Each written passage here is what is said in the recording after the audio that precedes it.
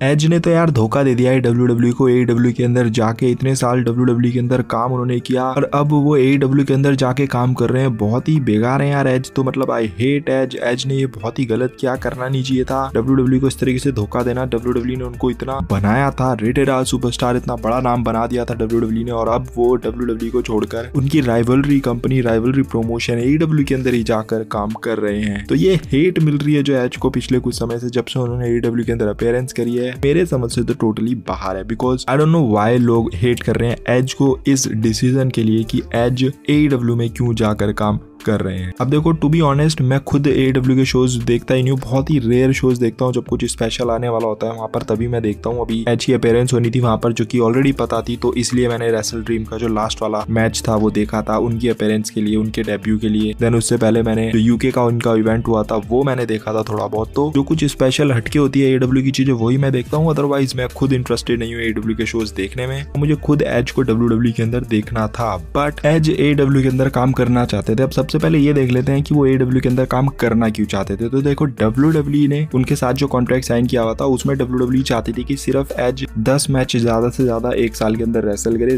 10 match से ज्यादा wrestle ना करे। और एज ने भी शुरू में ये डील साइन करी, बट उसके बाद एज को लगा कि उनको ज्यादा मैचेस रेसल करनी चाहिए। उन्होंने क्रिश्चियन को भी देखा AEW के अंदर, जो कि रेगुलर बेसिस पे वहां पर कम्पीट कर रहे थे, तो उनको लगा कि वो ज्यादा मैचेस रेसल कर सकते हैं इस एज में आके। बट WWE नहीं चाहती थी। WWE के पास एक अलग रीजन था। WWE नहीं चाहती थी कि वो जो स्पेशल वाला ट्रीटमेंट उनको मिल रहा है कि साल में कुछ ही मैचेस वो रेसल करते थे, तो वो स्पेशल फील आता था ऑडियंस को कि भाई एज बहुत ही कम आएगा, तो वो एक स्पेशल फीलिंग आती थी। रेगुलर सुपरस्टार वाली फील WWE उनको नहीं देना चाहती थी, क्योंकि हॉल ऑफ फेमर थे, इतने पुराने लेजेंड सुपरस्टार रहे हैं। तो ये WWE का रीजन था इसके पीछे, जिसकी रिस्पेक्ट डेफिनेटली एज भी करते हैं। But as at the same time ये चाहते थे कि यार वो ज्यादा कम्पीट करे, रेगुलर बेसिस पे कम्पीट करे, जो कि WWE के अंदर उनको नहीं मौका मिल रहा था। उसके बाद जब उनका कॉन्ट्रैक्ट एक्सपायर हुआ तो उन्होंने देखा कि भाई AEW के अंदर मैं ये चीजें कर सकता हूँ। दूसरी एक और चीज और एक और जो रीजन था वो ये था कि WWE के पास एज के लिए बहुत ज्यादा चीजें नहीं थी करने के लिए। अब ऑलमोस्ट अगर आपने देखा होगा एज की जब से रिटर्न हुई है, उन्होंने लगभग सारे बड़े मैचेस रेसल कर लिए। मतलब सेथ रॉलिंस के साथ वो फ्यूड में आए हैं, रोमन रेंज के साथ उन्होंने फ्यूड दी है, देन फिन बैलर के साथ फ्यूड में रहे हैं, AJ स्टाइल्स के साथ उनकी फ्यूड रही है। तो लगभग जो बड़े मैचेस थे ऑलरेडी उन्होंने दे दिए थे वहां पर, और WWE के पास उनके लिए कुछ खास प्लान्स नहीं थे। और ये बात खुद एज ने रिवील करी है एक इंटरव्यू के दौरान कि WWE के पास उनके लिए कुछ खास प्लान्स नहीं थे। तो ये जो दो रीजन थे, इन दोनों रीजन के चलते एज ने डिसाइड किया कि जब उनका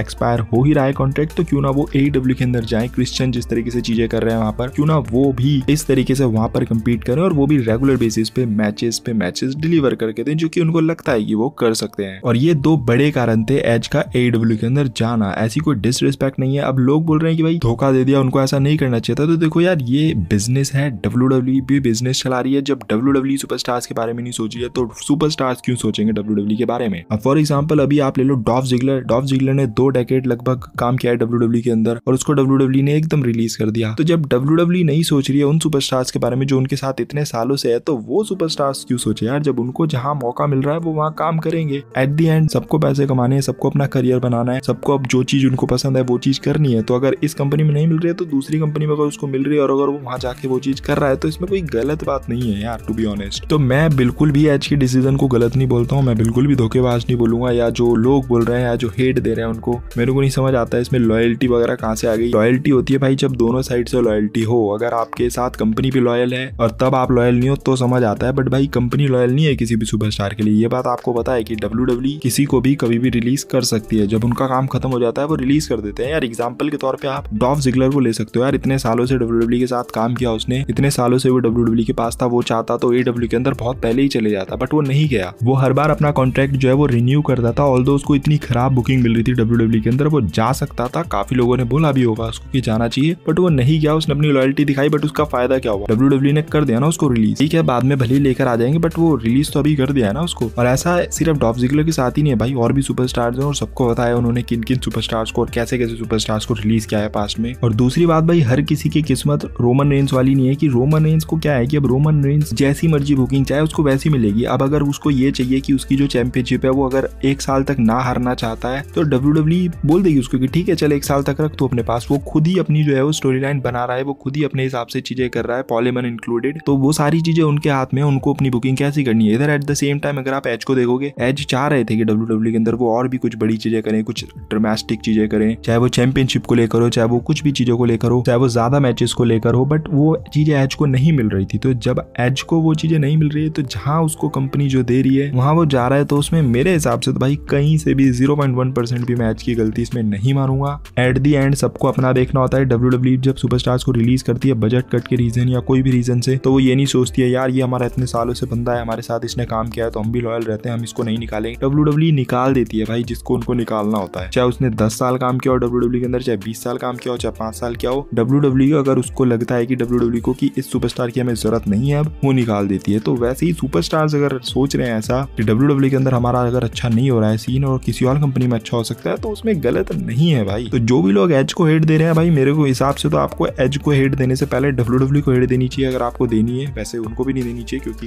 लाइक आई सेड कि सबको अपना देखना होता है, जिसको जहां अपना फायदा लग रहा है वो देखना चाहिए, उसमें कोई हेट देने वाली बात नहीं है। बिकॉज एट दी एंड ये एक बिजनेस है, यहाँ पर कोई रिश्ते नहीं बनाए जा रहे हैं, बिजनेस है। बिजनेस जहां से मिल रहा है भाई उस सुपरस्टार को लिया जाता है, जिससे बिजनेस नहीं आ रहा है उतना उसको निकाला जाता है। जो सुपरस्टार बर्डन बन जाता है WWE को उसको निकाला जाता है। और वैसे ही सुपरस्टार्स भी जहां पर उनको फायदा लग रहा है वहां पर वो जाते हैं। रोमन रेंस नहीं जाएगा बिकॉज रोमन रेंस को जैसी बुकिंग चाहिए, जितने मैचेस रेसल करने हैं, जितने दिन रेस्ट करना है, जितने दिन फाइट करनी है, वो अपने हिसाब से ये सारी चीजें कर सकता है। बट ये लग्जरी हर एक सुपरस्टार के पास नहीं है to be honest. Roman Reigns अगर आज बोले मेरे को रैंडी ऑर्टन के साथ मैच करना है आते ही साथ रैंडी ऑर्टन के, तो उसको वो मिलेगा। बट ये लग्जरी हर सुपरस्टार के साथ नहीं है। हाँ कुछ सुपरस्टार्स के साथ WWE थोड़ा बहुत दे देती है, एज को भी दी हुई थी थोड़ी बहुत, बट बहुत ज्यादा नहीं दी हुई थी लग्जरी। मतलब अगर एज ये बोल दे WWE को कि मेरे को WWE चैंपियनशिप जीतनी है, तो WWE नहीं जितवा सकती उसको। WWE थोड़ा बहुत उसको दे देती कि चलो उसको अगर एज को AJ स्टाइल्स के साथ कम्पीट कराना है तो WWE उसको AJ स्टाइल्स के साथ मैच दे देती। बट अगर वो ये बोलता कि रोमन वाली चैंपियनशिप मेरे को चाहिए, तो वो नहीं मिलेगी उसको। बट अगर रोमन ने बोल दिया कि मेरे को ये चैंपियनशिप 1 साल और रखनी है, तो भाई उसके पास ही रहेगी वो चैंपियनशिप। और रही बात WWE की, तो WWE को देनी थी ना उसको अच्छी बुकिंग। इतने साल उसको हो गए थे वापस आए हुए, तो WWE को जितानी थी। कितनी चैंपियनशिप जिता दी WWE ने उसको? एक भी नहीं। मतलब गोल्डबर्ग आके साल में 1 मैच या 2 मैच रेसल कर सकता है, जब आप उसको चैंपियनशिप जिता सकते हो पीडी जैसे सुपरस्टार को हरवा के, तो एज को क्यों नहीं जिता सकते थे यार? एज को भी जिता सकते थे ना इन 2-3 सालों में। वो तो गोल्डबर्ग से ज्यादा मैचेस रेसल करता और गोल्डबर्ग से ज्यादा अच्छे मैचेस रेसल कर रहा था। उसको तो आपने वर्ल्ड हेवीवेट चैंपियनशिप के फाइनल तक में नहीं रखा था, फाइनल से पहले ही एलिमिनेट कर दिया था। तो देखो एट दी एंड यही मैं चीज बोलना चाहता हूँ, हेट कोई डिजर्व नहीं करता है यहाँ पर। सब अपने बारे में सोचते हैं, आप लोग भी अपने बारे में सोचते हो, जहाँ आपको फायदा अपना लगता है आप वो चीज करते हो। ठीक है, जब रिश्तों की बात आती है वहां पर शायद फायदे उतने नहीं देखे जाते हैं, जो कि सही भी है। बट यहाँ पर कोई रिश्ते विश्ते वाली बात नहीं है, ये एट दी एंड बिजनेस है। जहाँ पर जिसको फायदा लग रहा है वहां पर उसको जाना चाहिए, वहां पर उसको काम करना चाहिए। और WWE के लिए भी मैं यही बोलूंगा, जिस सुपरस्टार से उनको फायदा होना चाहिए या हो रहा है उसको उनको रखना चाहिए। जिससे नहीं हो रहा है फायदा, क्यों भाई क्यों रखना है? निकालो उसको कहीं और काम करने दो। और एज ने भी भाई अपने बारे में सोचा है, अपने बारे में सोचना कोई गलत बात नहीं है मेरे हिसाब से। कहीं से भी गलत होगा अगर वो दूसरी कंपनी में जाके WWE के बारे में गंदा बोलेगा, गलत बोलेगा कि WWE ये है वो है, एलिगेशंस लगाएगा, वो गलत चीज होती है। कोडी रोड्स AEW छोड़ के WWE के अंदर आया, उसने AEW के बारे में एक भी गलत चीज अभी तक नहीं बोली है। ऑल्दो वो चाहता तो बोल सकता था, बट उसने उस चीज की रिस्पेक्ट करी है कि भाई AEW ने उसको बनाया है, तो उसने AEW की एक भी गलत चीज नहीं बोली है। यही तो होती है रिस्पेक्ट यार। अगर आपको किसी कंपनी ने बनाया है, कुछ दिया है, तो आप उसकी रिस्पेक्ट करते हो। आप दूसरी कंपनी में जाकर उसके बारे में गलत नहीं बोलते हो जब तक कुछ बहुत गलत ना हो जाए। तो यही चीज और यही रिस्पेक्ट कोडी रोड्स ने रखी है AEW के लिए, और यही रिस्पेक्ट एज रखेंगे WWE के लिए, आई होप। और जो लोग बोल रहे हैं कि भाई AEW के अंदर जा रहे हैं WWE के सुपरस्टार, तो भाई AEW के भी आ रहे हैं WWE के अंदर। कोडी रोड्स आए हैं, जेड कार्गिल आए हैं, तो सुपरस्टार्स इधर से उधर होते रहेंगे। और अच्छी बात है कि भाई AEW जैसी कंपनी WWE के सामने आई है। कंपटीशन से जो मजा है ना, जो वो डबल हो जाता है। क्योंकि अगर एक ही कंपनी होती है तो कंपनी के पास एक लग्जरी होती है कि कोई हमारे कंपटीशन में है ही नहीं, तो हम कुछ भी दिखाएंगे। अब WWE के पास कंपटीशन है, AEW है। उनको पता है कि भाई हमें अच्छा प्रोडक्ट देना होगा, अदरवाइज जो फैंस हैं वो AEW के अंदर जाएंगे। तो उनको अच्छा प्रोडक्ट रेगुलरली देना होगा। उधर AEW को भी अगर कुछ करना है तो उनको भी रेगुलरली अच्छे मैचेस, अच्छा अपना प्रोडक्ट बनाना पड़ेगा। तो ये कंपटीशन अच्छी बात है फैंस के लिए मेरे हिसाब से। बाकी ये भी चीज देखो कि भाई जो सुपरस्टार WWE निकाल रही है वो भी हमको कहीं ना कहीं देखने को मिल रहे हैं। पहले जैसा नहीं है कि अगर कोई सुपरस्टार चला गया तो वो इंडी प्रमोशंस कोई भी नहीं देखता है। AEW स्टिल काफी लोग देखते हैं। तो अगर आपको कोई आपका फेवरेट सुपरस्टार है WWE से निकाला गया जैसे डॉल्फ ज़िगलर, अगर वो AEW के अंदर जाएगा तो एटलीस्ट अगर आपको डॉल्फ ज़िगलर को देखना ही देखना है तो आप वहां पर जाकर देख सकते हो। वैसे ही AEW का अगर कोई WWE के अंदर जा रहा है तो आप WWE के अंदर देख सकते हो। तो ये फैंस के लिए तो भाई विन एंड विन सिचुएशन है दोनों तरफ से। बाकी आई डोंट वांट एज को हेट मिले, और मेरी तरफ से तो भाई कोई हेट नहीं है, मेरी तरफ से all love to as long as वो WWE की रिस्पेक्ट रखेगा। बाकी कभी कभी हम भी देख लिया करेंगे कोई बड़े ड्रीम मैचेस एज के, मतलब मेरे को देखने हैं उसके कुछ मैचेस, केनी ओमेगा के साथ मेरे को देखना है, MJF के साथ मेरे को देखना है, क्रिश्चियन के साथ देखना है, देन और भी सुपरस्टार्स है जिनके साथ उनके मैचेस भाई बहुत तगड़े वाले होंगे, ड्रीम मैचेस होंगे। सो उसमें मजा आएगा। खैर आपका क्या कहना है इस पूरे टॉपिक के बारे में नीचे कमेंट सेक्शन में बता सकते हो। ये वीडियो कैसी लगी है नीचे कमेंट सेक्शन में वो भी बता सकते हो। बाकी थोड़ी भी अगर पसंद आएगी वीडियो तो don't forget to like comment and smash the subscribe button. मिलता है मैं अगली वीडियो के अंदर। Till then love you all and fight it out.